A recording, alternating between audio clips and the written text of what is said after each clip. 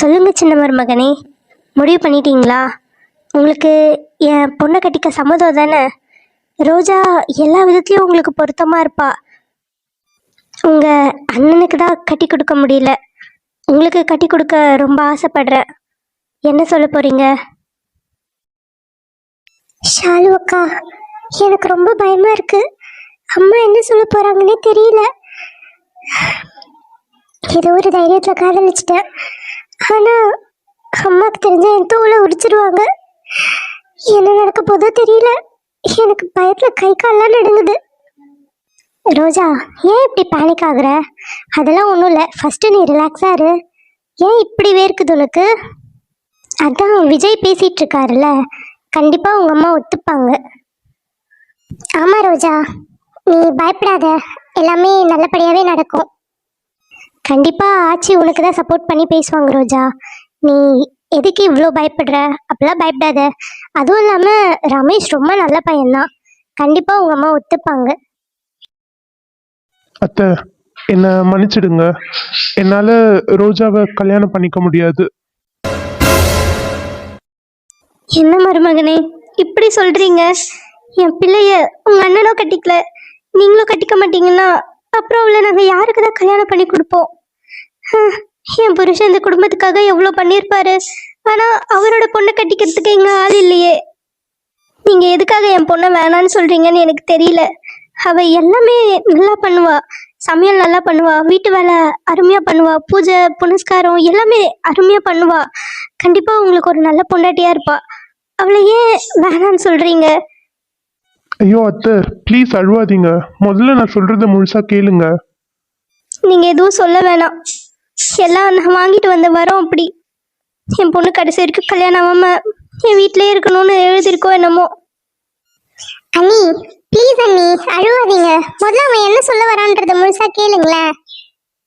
ஆமா வனஜா, அவன் சொல்ல வர்றத முதல்ல கேளு. என்னப்பா, என்ன சொல்லணும் சொல்லு. அத்தை, உங்கள் பொண்ணு ரோஜாவை ரமேஷ்க்கு ரொம்ப பிடிச்சிருக்கு. அவன் உங்கள் பொண்ணை காதலிக்கிறான். ரோஜாக்கும் ரமேஷை பிடிச்சிருக்கு. நம்ம ஏன் அவங்க 2 பேருக்கும் கல்யாணம் பண்ணி வைக்கக்கூடாது? அத்தை, விஜய் சொல்றது உண்மைதான். நான் ரோஜாவை விரும்புகிறேன். நீங்கள் ப்ளீஸ் ரோஜாவை எனக்கே கல்யாணம் பண்ணி கொடுத்துருங்க. நான் அவளை ரொம்ப நல்லா பார்த்துப்பேன். ஒரு குறையும் இல்லாமல் சந்தோஷமாக அவளை வச்சு பார்த்துப்பேன். ப்ளீஸ் அத்தை, இது மட்டும் முடியாதுன்னு மட்டும் சொல்லிடாதீங்க அத்தை. கண்டிப்பாக ரோஜா இல்லாமல் என்னால் இருக்க முடியாது. வனஜா, அவனும் உன்னோட நாத்தனார் பிள்ளை தானே, ரோஜாவோட மாமா தானே, அவனுக்கே கட்டி வச்சுறேன். அவன் தான் அவ்வளோ கேட்குறான்ல. அவன் ரொம்ப நல்ல பையன்தான், நல்லா பார்த்துப்பான். ஆமா அண்ணி, இப்போ நீங்கள் விஜய்க்கு கட்டாயப்படுத்தி கல்யாணம் பண்ணி வச்சாலும் அவங்க வாழ்க்கை எப்படி இருக்கும்னு நமக்கு தெரியாது. அதே நீங்கள் ரோஜாக்கும் ரமேஷ்க்கும் கல்யாணம் பண்ணி வச்சிங்கன்னா அவங்க ரொம்ப சந்தோஷமா நிம்மதியாக வாழ்வாங்க. அச்சோ, போச்சு போச்சு, அம்மா கிட்ட நான் லவ் பண்ற விஷயத்த சொல்லிட்டாங்க. என் தோலை உரிக்க போறாங்க. நான் செத்தேன். ஏய் ரோஜா, இரு, உங்க அம்மா என்ன சொல்றாங்கன்னு கேட்போம். பயப்படாத.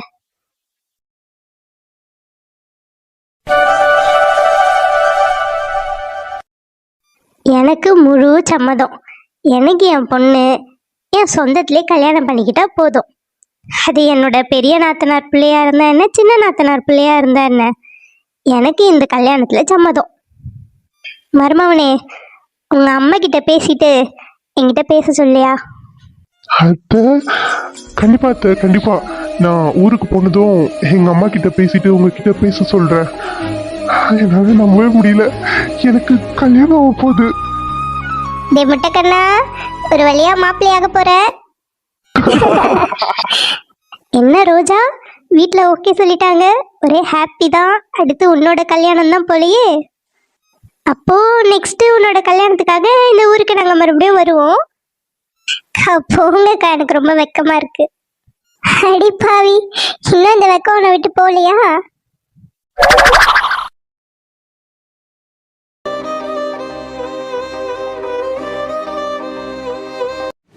Hello, Mr. Ratnavil Pandian, Inspector of Police.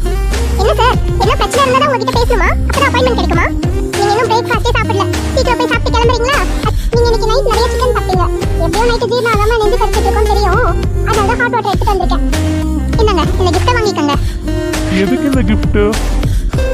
என்ன நீங்க சும்மா கேள்வி மேல கேள்வி கேட்டுட்டு இருக்கீங்களா இது என்ன ஸ்டேஷனா இன்வெஸ்டிகேஷன் பண்றதுக்கு முதல்ல கிஃப்ட்டை பிடிங்க சார் இதற்கு உங்களுக்கு கிஃப்ட் கொடுத்திருந்தேன்ல அது ஓபன் பண்ணி பாத்தீங்களா பிரிச்சு பார்த்தேன். அந்த gift என்னோட ஒய்ஃப்க்கு ரொம்ப பிடிச்சிருந்தது. போதும் நிறுத்துங்க எனக்கு உங்களுக்கு கல்யாணம் ஆயிடுச்சுன்னு தெரியாது பாண்டியன் இருந்திருந்தா நான் உங்ககிட்ட வந்திருக்க மாட்டேன் ஃபர்ஸ்ட் டைம் உங்களை பார்க்குறப்பவே எனக்கு உங்களை ரொம்ப பிடிச்சி போயிடுச்சு லவ் பண்ண ஸ்டார்ட் பண்ணேன் என்னோட first love okay I'm sorry Pandian நான் இங்கேருந்து கிளம்பணும் உள்ள வாங்க வாங்க பாபு. சார், சித்ரலேகா கேஸோட இம்பார்ட்டன்ட் ஃபைல்ஸ் எல்லாம் எடுத்துட்டு வர சொல்லியிருந்தீங்க, எடுத்துட்டு வந்திருக்கேன். ஓகே பாபு, அதை அங்க வச்சிடுங்க. என்ன இவரு இன்னும் இந்த கிஃப்ட்ஸ் எல்லாம் அப்படியே வச்சிருக்காரு? ஒருவேளை இவருக்கு அந்த பொண்ணு பிடிச்சிருக்கோ? ஆனா ஏன் அந்த பொண்ணுகிட்ட எனக்கு பொண்டாட்டி இருக்கான்னு போய் சொல்லி அனுப்பிச்சு விட்டாரு? என்னாச்சு பாபு?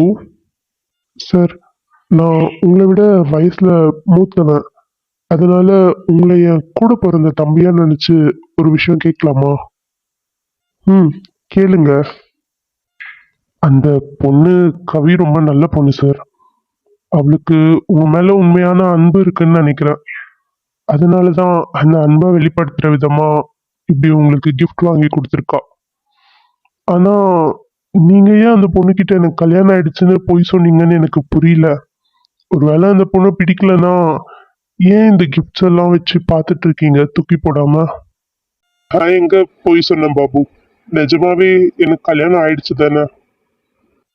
கல்யாணம் ஆகி 3 வருஷம் ஒன்னா வாழ்ந்து என்னை பிடிக்காம என் பொண்டாட்டி எனக்கு டைவர்ஸ் கொடுத்துட்டு போயிட்டா.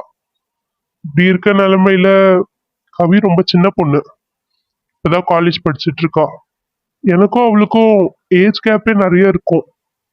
அதுவும் இல்லாம அவளால என்னோட வேலையெல்லாம் புரிஞ்சுக்கவே முடியாது. அவ கூட எனக்கு டைம் ஸ்பெண்ட் பண்ண முடியாது. எந்த விதத்துல பார்த்தாலும் இது சரியா வராதுன்னு. அவ கொடுத்த கிஃப்ட்ஸ் எல்லாம் பாருங்களேன். ஹார்ட்டின் ஷேப்ல தலகாணி, பொம்மை, இந்த குட்டி பொம்மை, அப்புறம் கிரீட்டிங் கார்டு. ரொம்ப குழந்தைத்தனமா இருக்கு. அவ ரொம்ப சின்ன பொண்ணு. கண்டிப்பா அவளால என்னோட ஒர்க், என்னோட ப்ரெஷர் எதுவுமே புரிஞ்சுக்க முடியாது.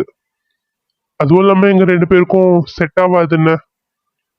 நானும் லைஃப்ல நிறைய விஷயத்த இழந்துட்டேன். இதுக்கப்புறம் மறுபடியும் கல்யாணம், காதல் இதெல்லாம் ஒத்து வராது. அவ பண்ற விஷயங்கள் ரொம்ப சில்லியா இருக்கு. அதான் சும்மா எடுத்து வச்சு பார்த்துட்டு இருந்தேன், வேற ஒன்றும் இல்லை. நான் சொல்றேன்னு தப்பா எடுத்துக்காதீங்க சார். வாழ்க்கையில சில நேரம் ஒரு கதவு மூடுனா இன்னொரு கதவு திறக்கும்னு சொல்லுவாங்க. அப்படிதான் உங்களுடைய லைஃப்ல கடந்த கால கசப்புகள் எல்லாம் மறந்து நீங்களும் எல்லாரும் மாதிரியும் நிம்மதியா வாழ்றதுக்கான ஒரு வழி கவிதான்னு நான் நினைக்கிறேன். யோசிச்சு முடிவு பண்ணுங்க. நான் வரேன் சார். நீங்க சொன்னது சரிதான். என் வாழ்க்கையில இருக்க எல்லா கசப்புகளையும் மறந்து நானும் எல்லாரும் மாதிரி நிம்மதியா வாழ்றதுக்கு கவி ஒருத்தி தான் ஒரே வழி. ஆனா அவளுக்கு என்ன தலையெழுத்தா எந்த மாதிரி ஒரு டிவோர்ஸிய கல்யாணம் பண்ணிட்டு கஷ்டப்படணும்னு? அதுவும் இல்லாம அவ கூட என்னால டைம் கூட ஸ்பெண்ட் பண்ண முடியாது. எனக்கு என் வேலையா ஃபேமிலியான்னு வந்தா என் ஒர்க் தான் முக்கியம்னு இருப்பேன். அதனாலதான் என்னுடைய முதல் கல்யாணம் முறிஞ்சு போயிடுச்சு. இப்படி இருக்க நிலைமையில அவளையும் கல்யாணம் பண்ணி அவளும் ஒரு நாள் என்னை விட்டு போயிட்டா என்னால நிஜமா தாங்கிக்க முடியாது. எங்க இருந்தாலும் அவ நல்லா இருந்தா போதும். கண்டிப்பா என்ன கல்யாணம் பண்ணிக்கிட்டா அவளுக்கு பிடிச்ச மாதிரி ஒரு வாழ்க்கை என்னால தர முடியாது. என் தலையில இப்படிதான் எழுதிருக்கு போல. அதுக்கு யார் என்ன பண்ண முடியும்?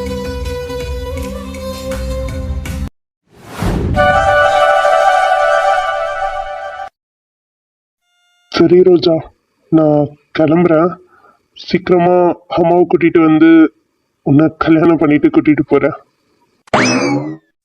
என்ன ரோஜா, வெக்கமா? நீ வெக்கப்படுறப்ப ரொம்ப அழகா இருக்க. சும்மா சொல்லாதீங்க. ஹே ரோஜா, நிஜமா தான் சொல்றேன், ப்ராமிஸா. நீ செம்ம அழகு. உன்னை ஃபர்ஸ்ட் டைம் நான் பார்த்ததுமே விழுந்துட்டேன். என் லைஃப்ல இது வரைக்கும் நான் யாரையுமே லவ் பண்ணதே இல்லை ரோஜா. என்னோட காதல் நீ தான். பொய் சொல்லாதீங்க. ஆ, என்ன இவ பொய்யன்னு கண்டுபிடிச்சிட்டா?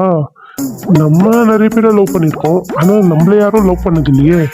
அப்ப அது லவ்னு கணக்கு எடுத்துக்கிறது கிடையாதா? நம்மள லவ் பண்ண பொண்ணுன்னா இவதான். அப்படின்னா இதுதானே என்னோட ஃபர்ஸ்ட் லவ்.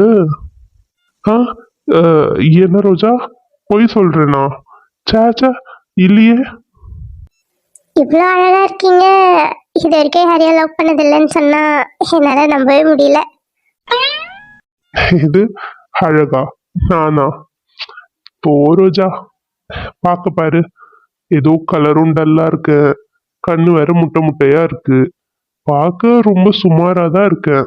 என்ன போய் அந்த பொண்ணு லவ் பண்ணுவா? ஆனா என்னை முத காதலிச்ச தேவதையே நீதான். நீ அவ்வளோ அழகு. அப்படிலாம் இல்லை. யார் சொன்னாங்க? என் கண் வழியா பார்த்தா நீங்க எவ்வளோ அழகுன்றத மற்றவங்களால புரிஞ்சுக்க முடியும். நீ கட்டு வேட்டு கட்டில மயங்கி போனேனே உங்க கனவு மீசையிலே கிறங்கி போனேனே பண்டு சாமந்தி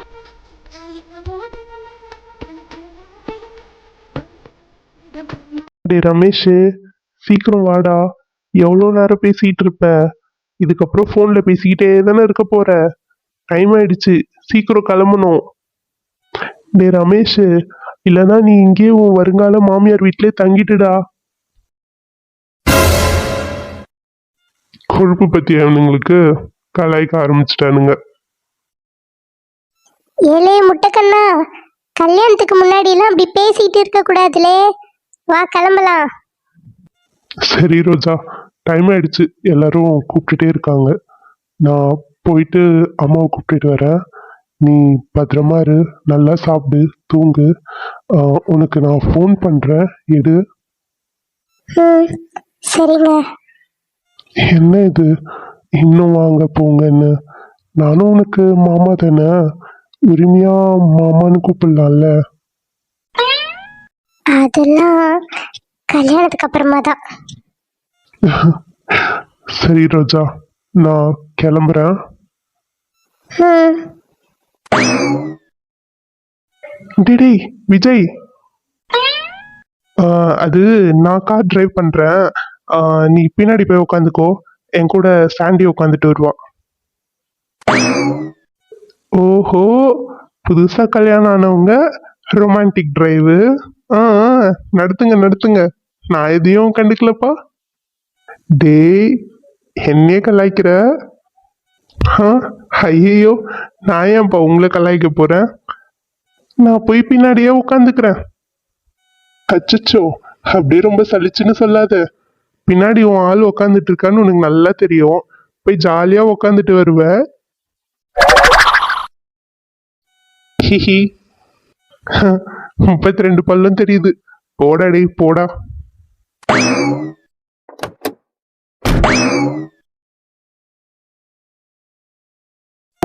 சொல்லு ரோஜா. உட்காந்துட்டேன், இதோ கிளம்ப போறோம். அப்படியா? ஆமா. ஆனந்த், இதெல்லாம் சாங் ப்ளே பண்ணி விடு. ஒரு நிமிஷம். ஆடை மேனி அழகை ஆதிக்கம் செய்கின்ற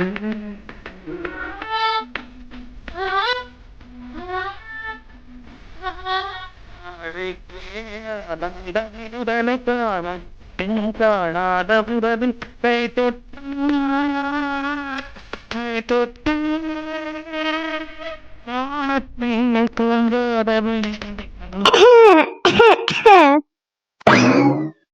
நான் எதையும் பார்க்கலப்பா. நானும் எதையும் பார்க்கல. அம்மா, கலாய்க்காதம்மா. சேச்சே நான் ஒன்றும் கலாய்க்கலையே. ஆ இவனுங்க லவ் பண்றத பார்த்தா எனக்கும் லவ் பண்ணணும்னு தோணுதே. ஆ எப்ப அட்மின் எனக்கும் ஏதாவது ஒரு பொண்ணா பார்த்து போட்டு விடு. ஐயோ. டேய் மஞ்சமுடி.